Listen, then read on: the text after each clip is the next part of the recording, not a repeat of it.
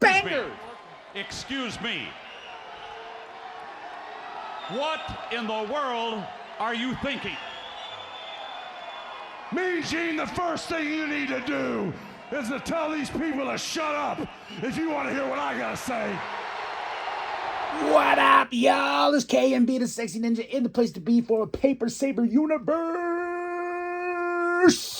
And this is the New World Podcast, brother. You know, we're going to talk about NXT, but I really need the NXT replica. This is one of those really, like, semi-big ones, bigger than the kids' versions, but I love this thing, man. I love this thing. I feel like a champ. But I need an NXT one, too. I have the World Heavyweight Championship, and that one's back there as well. But we're talking about NXT. They're moving to the CW next week. Oh, my goodness. No, not next week. Is it next week or is it in 2 weeks? I don't know. It's something. It's WWE week next week. But they are going to the CW. Big show in Chicago. CM Punk's going to be there. And this sets up all that. We got a Trick coming out and the start of the show. Calling out P. He's like, I ain't here to talk, man. Willie wanna fight. And Ethan Page comes out and is like, oh, sorry to interrupt, you know. And he's like, Trick's like, I'm gonna get my championship back. And Ethan's like, oh, wait, your championship. The one that I'm defending on CW, I believe in 2 weeks. Okay, if I got this right, in 2 weeks. And Trick is like, oh yeah. Then he goes, well, you know, you gotta watch out. You know, you gotta watch out what you say, what you do, because bad things happen, basically. And here comes Pete, and these two brawl. This is like the thread of the show. These two brawl, and they want to beat each other's ass, and Ethan stirring the pot. Hank and Tank backstage getting ready for the big number one contender tag team match. Gallus interrupts, and we're ready for a fight. Jada's walking in. Here comes Deadly Influence. And Jada sets up a match later on with Jasmine. Because they're talking that smack. And Jada ain't having none of it. But I love what they were like, oh, look at you. What was your little title? Oh, yeah, you lost. But she put up one hell of a fight. Now we're getting to the number one contender tag team match. Hank and Tank versus the Rascals versus Gallus. And Good Brothers come out there. It's chaos. It's fun. It's awesome. And the Rascals, baby. The Rascals got the win. They got the win. So they're going to face Nathan and Axiom not next week. I keep saying next week on the CW. Just gotta keep saying that. But it's gonna be awesome. Nathan, Axiom have an interview backstage. They're interrupted by the Rascals. They're like, "Hey, man, I'm already feeling it. You're putting the clip into the thingy, the clip into the bullet into the clip, and then you're gonna have a banger." That's a lot to say. Trick promo. Then all of a sudden, here goes Pete again. That was my favorite, man. And Trick's like talking here because Pete, then they have to break him up. Then we go to Oro Mensah versus Lexis King. Lexis King gets the win because he puts his foot on the ropes. But we get the family with Oba backstage. And damn, Oba. He yelled... oh man, the family's coming out. I'm like, they got some balls coming in here. You got some balls coming in here. And he tells Rizzo, he's like, hey, and in some countries, a woman's meant to be seen, not heard. I was like, she's about to slap the taste out of his mouth. And then here comes the Don. He's like, whoa, hey man, you talk to a lady like that. In my culture, you get a one to the kisser. But it sets up a match between Oba and Stax later on. But I was like, that was a cold line, bro. Cold.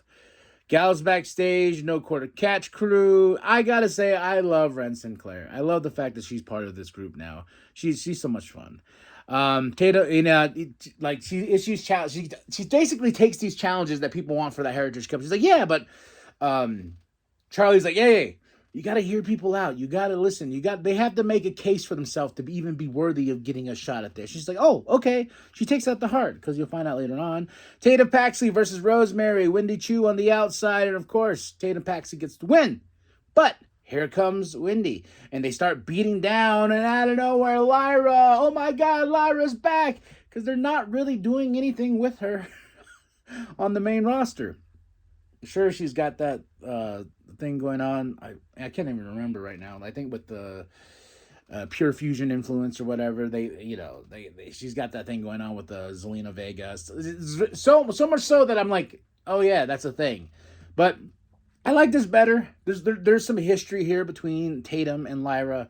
So, and, Tatum did attack Lyra, but Lyra's like, hey, we're going to put water on the bridge. But she is standing toe-to-toe with her against Rosemary and everything like that. So, all good things. And then we get Sarah with Pete. Then here comes Trick again. Trick comes fighting. I was like, man, let these two fight. And their match is up next. Ava comes out, and she goes, hey, you know what? Screw it. Get to the ring now. And Ethan comes by like a little devil on the shoulder, and he's like, ooh, looks like you're letting chaos run throughout the show. I was like, oh, Ethan, you bastard. Then we have Jordan Grace on the Instagrams issuing an open challenge next week. Are we going to the CW next week? I'm very confused. Hold on. I got it. When is NXT going to the CW? Because I forgot to write it in my notes. I am sorry. That is so unprofessional of me. October 1st. I'm putting it right there in the damn notes. We're going to CW, okay? There we go. There we go. It is settled. It is put down. It is laid down into the ground. And now, but Jordan Grace has said, but next week she's going to be issuing an open challenge for the TNA Knockouts Championship. So I thought that was pretty cool. Then we get Trick and Pete, and they just beat the crap out of each other. Ethan is watching, and guess what? It ends to a double count out, and they don't want to have that, and they fight even more and more. Security's coming, and Booker's like, yeah, boy, let them bite, and they're fighting. And then we cut to a Ridge package, and I will say this. When I first started really watching NXT, I thought Chase U was the stupidest thing ever, okay? I was wrong. I'm very attached to Chase U now. And then when Ridge joined, I was like, I don't understand this. But now we get to this point where Ridge turned on Chase U, and everything he said in that package was like, he's right.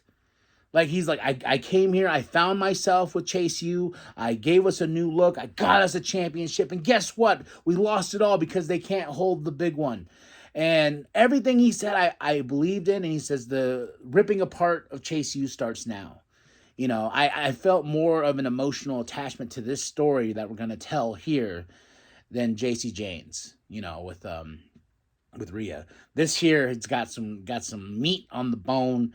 And yeah, I'm excited to see where this goes, because even Duke Hudson went on there. He says, I will get redemption for Chase U, and I will face Ridge Holland. So I'm like, all right, bring it on. Bring it on.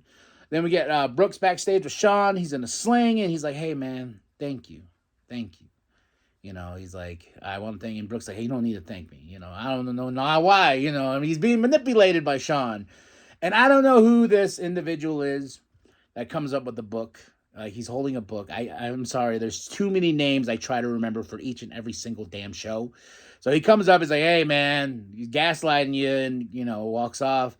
And if you could drop a comment below who that is, that'd be great, because that's why I love when they put the little name things there, so I can be like, okay, I can write it out. I can respectfully say the name of that character. We go to Javon Evans versus Joe Coffey. Gallus is pissed because they lost. They lost, man. And the big number one contender for the tag team championships, but Javon Evans gets the win. Cedric Alexander helped, of course, and Javon's got a friend in Cedric. So more this rivalry between Joe Coffey with Gallus and everything against Javon Evans and Cedric is just going to get more intense. Lyra's with Tatum. Lyra's like, hey, man, I got nothing to do on the main roster, so I'm here to help you. She says, like, hey, you need a friend, and I told you, you're making enemies and stuff like that, so I'm here to help you to fight. Then we go to Ava with Sarah. She says, you know what, not next week. I don't know. I'm confused now. I'm confusing myself. I'm just going to stop there. No, it is next week. It is next week. No, it is next week. Come on, big head boy. Big head boy. Next week. Last man standing match, and the winner will face Ethan Page October 1st on CW for the championship in Chicago. So I was like, "Habooyah, habooyah!" Ooh, last man standing match between these two. These two will beat the crap out of each other tonight. Next week. And I gotta say, Oba walking out with that walk, I was just like, man, this is gonna tear up Stacks, and he did tear up Stacks, and he got the win. And it ain't over with the Don and Oba. No. Then we go backstage. We got Brentley, Ashanti, then Eddie Thorpe. I don't know, really didn't care. Jada Parker. Take that back. Rewind. Javon's backstage with Ren. And she hears him out. She's like, "What? Tell me, sir. Tell me why do you deserve a shot at this cup?" And she goes, like, "You know what? You got a shot." Then here comes Charlie. Charlie's like, "What was that all about?" She's like, he's gonna fight you for the cup. And he's like, "Whoa, what?"